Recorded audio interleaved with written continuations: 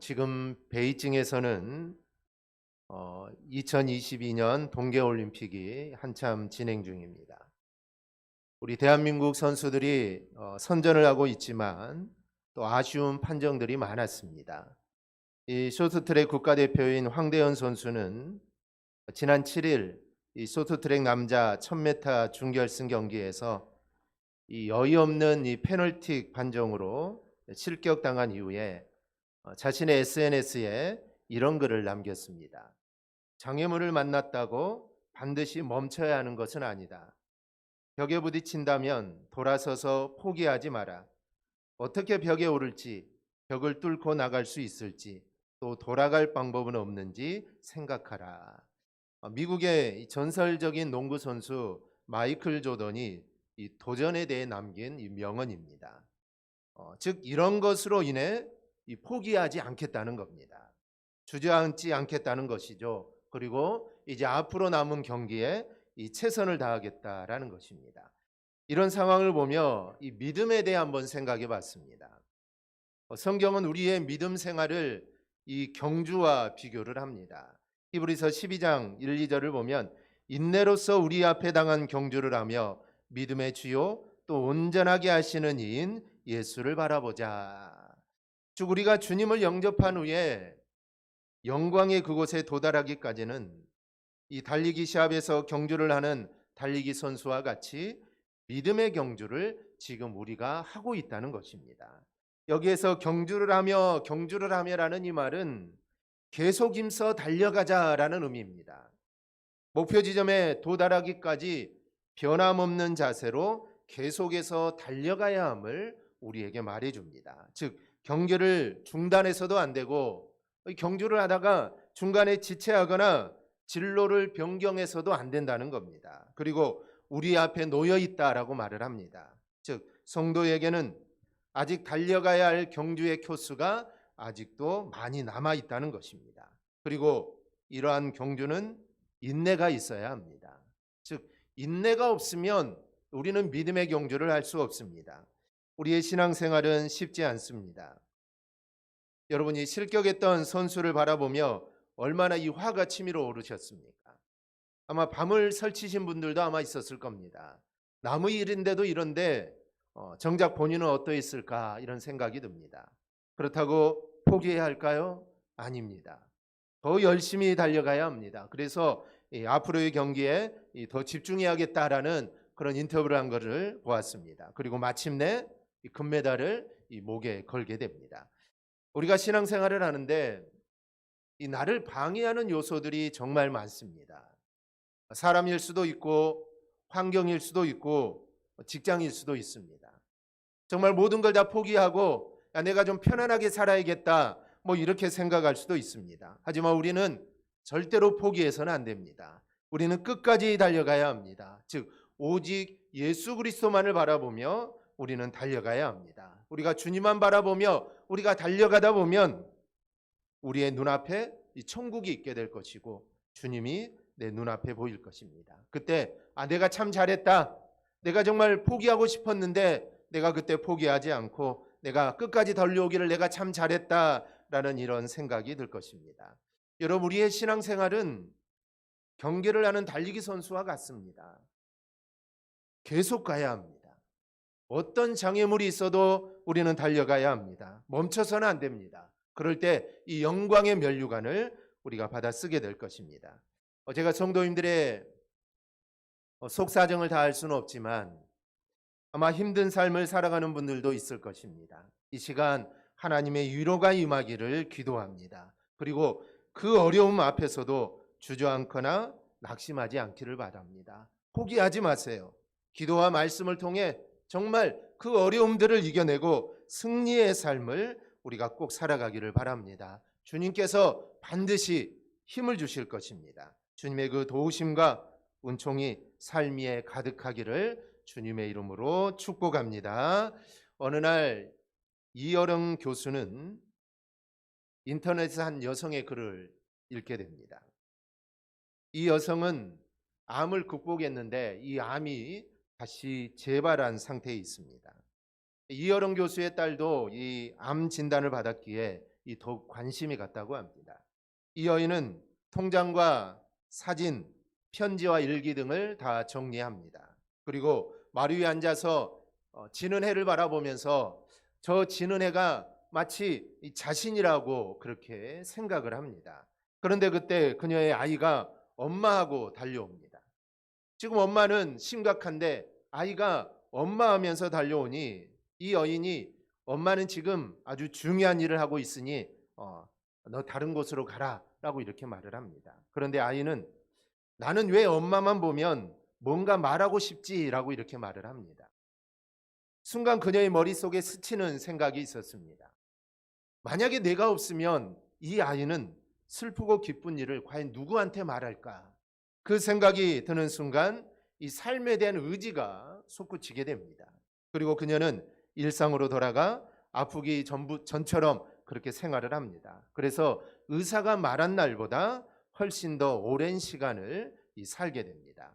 이 글을 읽은 이여름 교수는 노을종이라는 시를 쓰게 됩니다. 저녁이면 길어지는 하루의 그림자를 근심하다가 사람이 저렇듯 붉게 타는 것인 줄 몰랐습니다. 사람의 정이 그처럼 넓게 퍼지는 것을 잊어버렸습니다.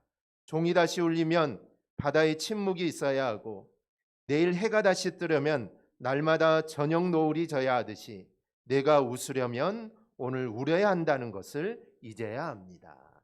이 시는 이 삶에 있어서 눈물이 얼마나 중요한가를 우리에게 보여줍니다. 성경에도 예수님께서 우시는 장면들이 있습니다. 그리고 많은 사람들의 눈물이 나옵니다. 그런데 이 감사한 것은 하나님께서는 이 모든 사람들의 눈물을 보신다는 겁니다. 그리고 성경은 울라라고 하십니다. 이렇게 하나님께서는 우리의 눈물을 보십니다. 우리에게 진정한 회개와 회복과 하나님과의 교제가 일어나려면 하나님 앞에 우리의 눈물이 있어야 합니다. 하나님께서는 우리의 이 눈물을 아주 귀하게 보십니다. 이것은 우리가 부모의 마음을 보면 알 수 있습니다. 잘못을 저지른 아이의 최고의 무기가 뭘까요? 그것은 우는 겁니다. 우는 것이죠. 아이의 우는 행동에는 어떤 의미가 담겨져 있을까요? 이 우는 행동에는 내가 잘못했어요, 나를 용서해 주세요 라는 이 의미가 아이의 눈물에는 담겨져 있습니다. 아이가 울면 이 부모의 마음이 움직이는 것처럼 하나님도 마찬가지입니다. 하나님은 자녀된 우리의 이 눈물을 보십니다. 물론 그것이 반드시 회개의 눈물만이 아닙니다. 우리가 정말 회개하여 눈물을 흘릴 때 하나님이 그 눈물을 보시지만 꼭 회개의 눈물만 보시는 것이 아닙니다. 사람마다 어려움을 당하고 고통을 당합니다. 그래서 우리가 울기도 하는데 그래도 너무나 감사한 것은 하나님께서는 그런 사람들의 눈물을 보시고 기억하시고 그 기도를 하나님이 들으신다는 겁니다. 우리는 기도할 때 언제까지 기도해야 될까 이런 생각들을 합니다. 내가 언제까지 기도해야 될까? 일주일이면 될까? 한 달을 해야 될까? 아니면 1년은 해야 될까? 내가 언제까지 기도해야 될까? 이런 생각이 드는데 거기에 대한 답은 하나님이 응답하실 때까지입니다. 그리고 하나님이 나의 마음에 두려워하지 말라, 염려하지 말라. 하나님이 나에게 그 마음을 주실 때까지 우리는 기도해야 합니다. 어떤 글을 읽다 보니 아프리카에서는 오랫동안 비가 오지 않으면 사람들이 반드시 기우제를 드린다고 합니다. 그런데 기우제를 드리기만 하면 반드시 비가 온다는 겁니다. 아니, 하나님을 믿지도 않는 사람들이 우상을 섬기듯이 제사를 드리는데 어떻게 꼭 비가 올 수 있을까? 이런 생각을 했는데 비가 오는 이유가 있습니다. 그 이유가 무엇일까요?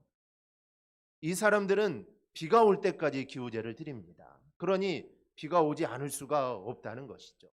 우상을 섬기는 그들에게도 이런 끈기가 있습니다. 그들은 비가 올 때까지 기우제를 드린다는 것이죠. 그러면 우리는 이보다 더 끈기가 있어야 되지 않겠습니까? 우리가 믿는 하나님은 말도 하지 못하고 그런 우상이 아닙니다. 우리가 믿는 하나님은 살아계시고 지금도 역사하시는 하나님이십니다. 그렇다면 그 하나님을 우리가 믿는다면 우리도 이러한 끈기가 있어야 합니다. 그래서 하나님이 응답해 주실 때까지 우리는 기도해야 되고, 하나님이 나의 마음에 평안함을 주시고 두려워하지 말라, 염려하지 말라, 이런 마음이 나에게 들 때까지 우리는 계속해서 우리는 기도해야 합니다.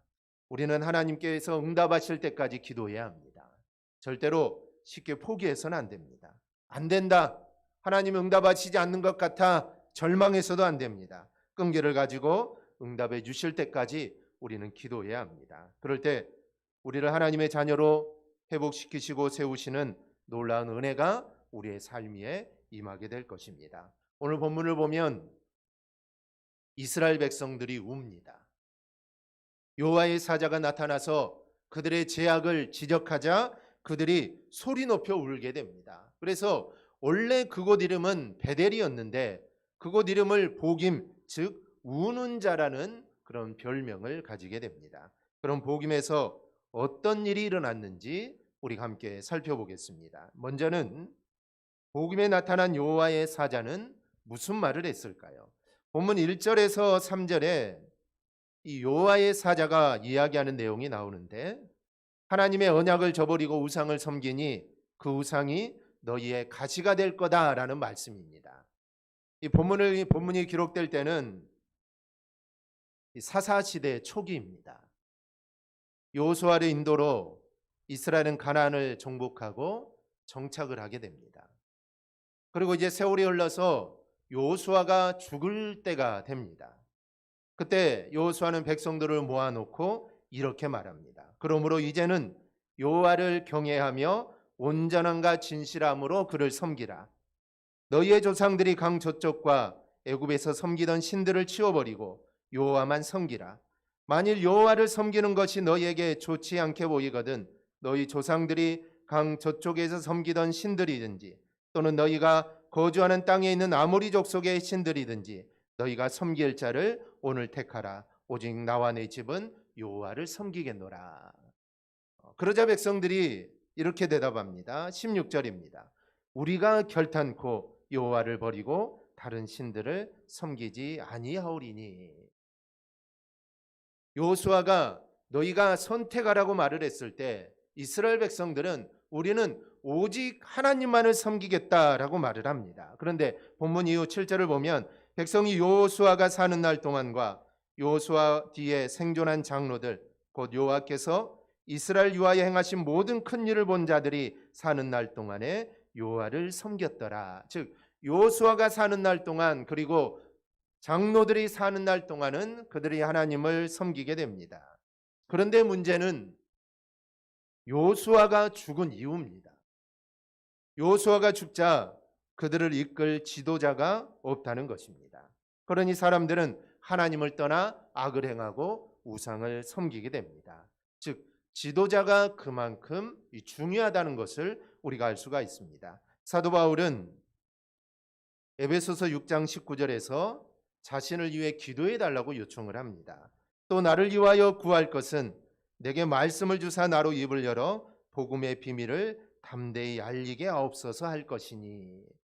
그만큼 사도 바울에게는 그의 사역을 위해 그와 함께 기도해 줄 수 있는 기도의 후원자가 필요했던 것입니다. 지금 목회자들도 마찬가지입니다.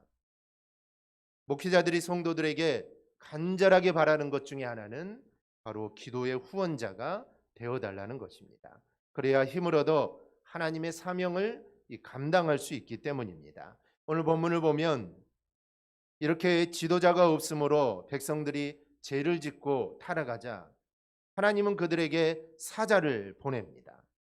우리가 이 말씀을 보면서 정말 감사한 것은 언약을 어기고 가나안의 우상을 섬기는 이들을 하나님은 바로 징계할 수도 있는데 하나님은 그들을 바로 징계하지 않았습니다.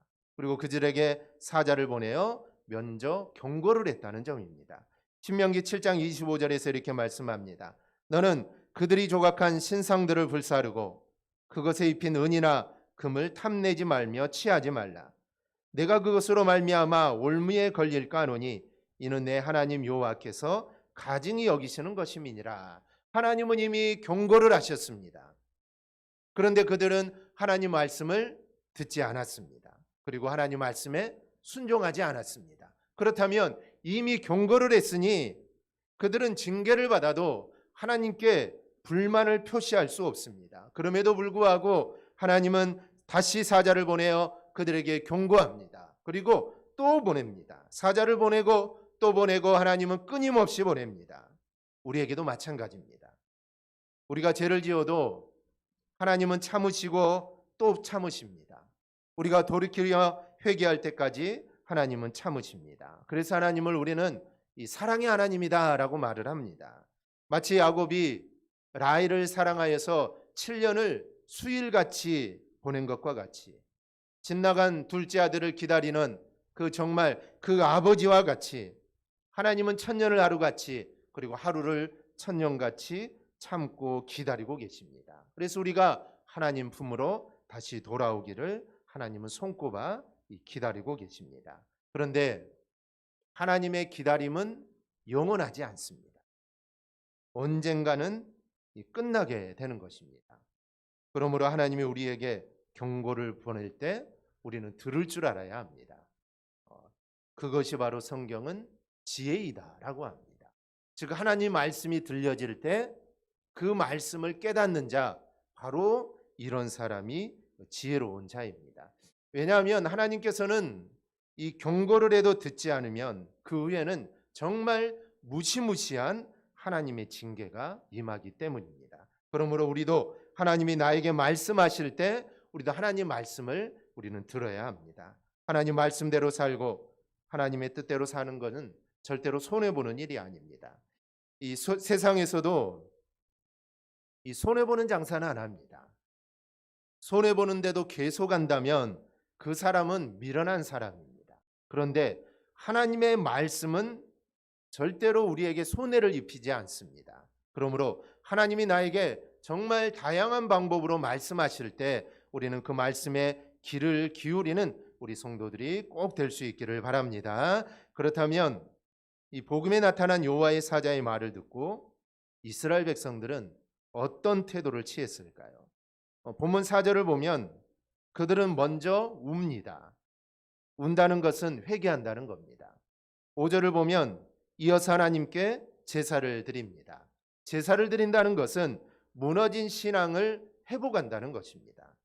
성경을 보면 지혜로운 사람은 하나님의 경고의 음성을 듣고 이렇게 행동을 합니다. 그런데 지혜가 없는 사람들은, 망할 사람들은 절대로 이렇게 하지를 않습니다. 사도행전 2장을 보면 이 성령을 충만히 받은 이 베드로가 여러 나라에서 온 유대인들에게 예수가 그리스도, 즉 예수가 메시아다라는 것을 증거합니다. 그리고 예수를 십자가에 못 박으라고 외쳤던 유대인들에게 너희가 죽인 예수가 바로 그리스도다라고 증거를 합니다. 그러자 37절을 보면 그들이 이 말을 듣고 마음에 찔려 베드로와 다른 사도들에게 물어 이르되 형제들아 우리가 어찌할꼬 하거늘 하며 회개하는 역사가 일어납니다. 그런데 이렇게 반응하는 사람이 있는가 하면 사도행전 7장을 보면 예수가 그리스도다, 예수가 메시아다라고 증거하는, 그리고 그 메시아를 너희가 죽였다라고 설교하는 스데반을 향하여서 54절을 보니 이렇게 반응합니다. 그들이 이 말을 듣고 마음에 찔려 그를 향하여 이를 갈거늘. 이들은 마음에 찔리자 회개하는 것이 아니라 그들은 이를 갈았습니다. 또 57절을 보니 그들은 귀를 막았습니다. 주님은 요한계시록에서 7교회 메시지를 주시면서 들을 귀 있는 자는 들을지어다 라고 말을 합니다. 주님이 하신 말씀이 바로 이런 의미입니다. 귀 있는 자는 듣게 됩니다. 귀 있는 자는 듣게 되고 회개하고 하나님 앞으로 나오게 되는데, 어떤 자들은 똑같은 말을 듣지만 그 말을 듣고 이를 갈고 귀를 막게 된다는 것이죠. 은혜 받을 사람은 말씀을 듣고 찔림을 받으면 회개를 하는데, 은혜 받지 못할 사람은 말씀을 듣고 찔리면 더 악한 짓을 합니다. 하나님의 말씀을 무시합니다. 그런 사람은 받을 은혜가 없습니다. 이들은 말씀을 듣자 즉시 돌이켜 회개했습니다. 이런 것을 영적 민감성이라고 합니다. 피부가 민감한 분들은 조금 이상한 것을 먹기만 해도 피부가 즉시 반응을 하는데, 영적으로 민감한 분들은 작은 성령의 소리나 이 평범한 하나님의 말씀에도 이 반응을 합니다. 즉 귀를 기울입니다. 우리의 피부가 민감하지 않다고 하더라도 우리 모두가 영적으로 민감할 수 있기를 바랍니다. 정말 작은 성령의 소리에도 정말 내가 어찌할꼬라고 우리가 반응할 수 있기를 바랍니다. 말씀이 나에게 들려질 때 내가 말씀대로 살지 못했음을 인해 내가 가슴을 치며 정말 애통하는 우리 모든 성도들이 되기를 바랍니다. 바로 그런 사람이 하나님 앞에 바로 설 수 있으며 하나님의 복을 받는 것입니다. 이스라엘 사람들은 여호와의 말씀을 듣자마자 그들은 울며 회개합니다. 그리고 그들은 다시 단을 쌓습니다. 이 말씀에 나와 있는 이스라엘 사람들처럼 우리도 하나님이 성령이 나에게 말씀하시는 이 말씀을 듣고 무너진 나의 신앙이 회복되어지는 역사가 있기를 바랍니다. 혹시 나의 기도가 무너지지 않았습니까? 나의 기도가 예전과 같지 않습니까? 나의 찬양이, 나의 예배가 무너져 있지는 않습니까? 말씀에 대한 순종이 무너져 있지 않습니까? 아니면 나의 믿음이 지금 무너져 있지 않습니까? 이 시간 나 자신을 다시 돌아봐 무너진 것이 있다면 다시 회복시키시기를 바랍니다. 주님은 지금이 은혜 받을 때요, 지금이 복 받을 때라라고 이렇게 말씀을 합니다. 그래서 호세아 10장 12절을 보면 너희가 자기를 위하여 공의를 심고 인애를 거두라. 너희 묵은 땅을 기경하라. 지금이 곧 여호와를 찾을 때니 마침내 여호와께서 오사 공의를 비처럼 너희에게 내리시리라 라고 말씀을 합니다. 즉 나의 굳어진 마음의 밭을 성령의 쟁기로 갈아엎으라는 것입니다. 그래야 하나님의 은혜를 받을 수 있다라는 말씀입니다. 나중에 아닙니다. 내일이 아닙니다. 바로 오늘, 바로 이 시간입니다. 오늘 하지 않으면 내일은 장담할 수 없습니다. 왜냐하면 내일은 나의 날이 아니기 때문입니다. 여러분, 내일 장담할 수 있습니까? 내일은 우리는 장담할 수 없습니다. 내일 나에게 어떠한 일이 일어날지 우리는 내일 장담할 수 없습니다. 그래서 내가 내일 은혜 받을 거야, 아니면 다음 주에 은혜 받을 거야, 이거는 있을 수 없는 일입니다.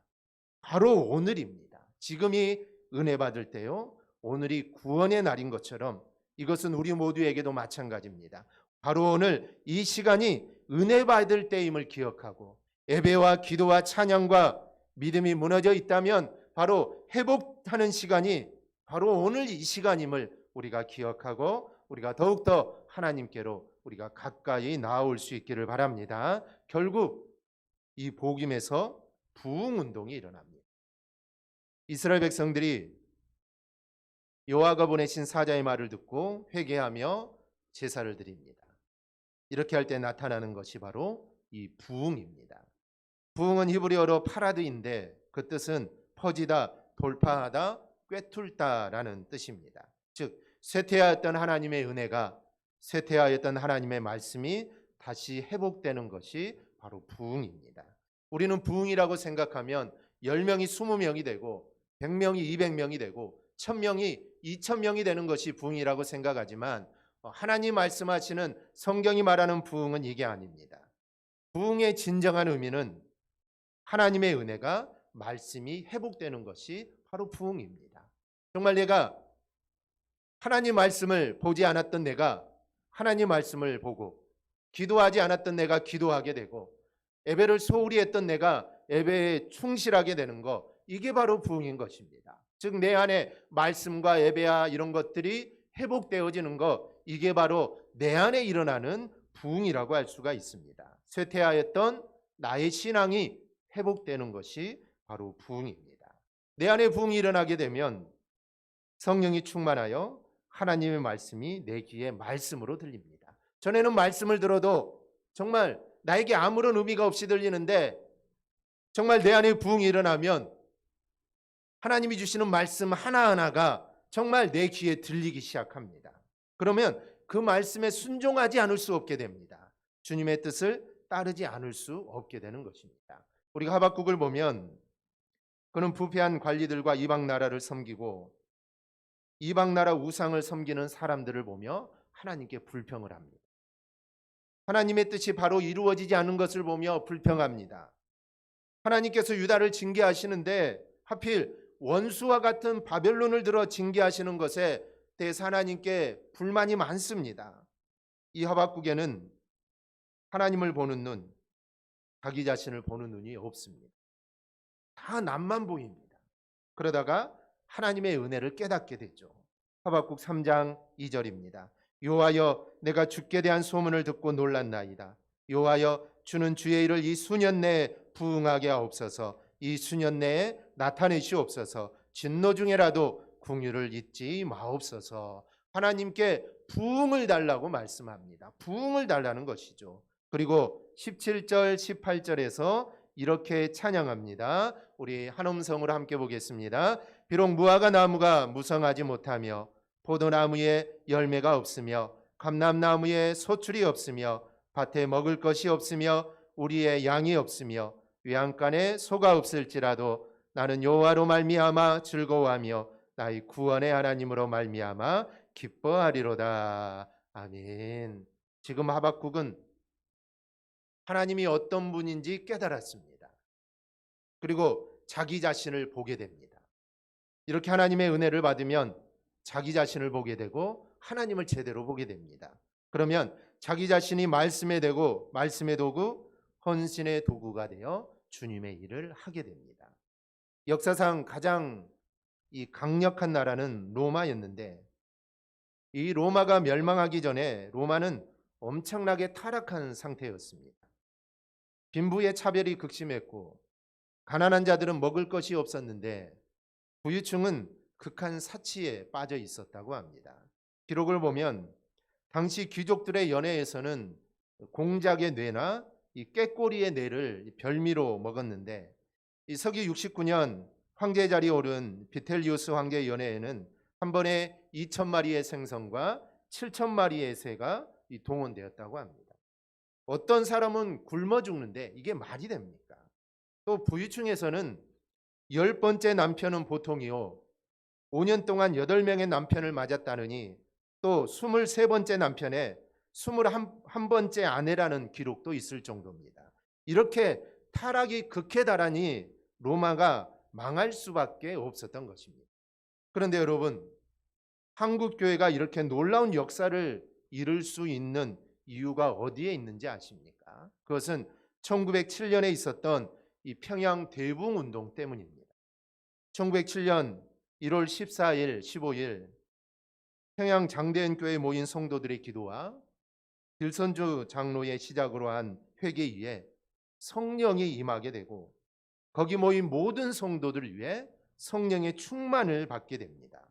이 부흥은 6개월 이상 전국적으로 무서운 속도로 번져가게 됩니다. 당시 평양 장대현 교회에 모여든 1,500여 명의 성도들은 밤 집회에서 밤을 새워 죄를 토해내며 통곡하며 바닥에 뒹굴며 그들은 회개했습니다.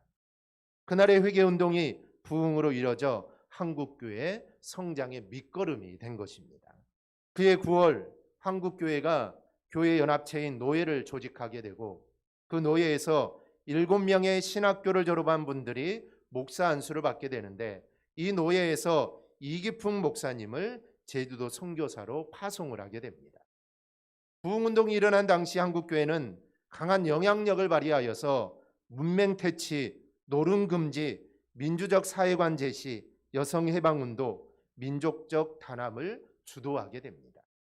이런 놀라운 역사의 사실들을 우리가 보면서 지금 한국교회가 다시 일어설 수 있는 비결은 바로 1907년 평양 장대현 교회에 일어났던 회개운동이 다시 한번 일어난다면 한국교회는 다시 일어나게 될 것입니다. 1907년 100년 2007년에 한국교회는 평양의 장대현 교회에 일어났던 그 부흥의 운동이 다시 일어나기를 기대하며 수많은 일들을 했지만 그와 같은 일들은 일어나지 않았습니다. 기대했지만 일어나지 않았다는 것이죠.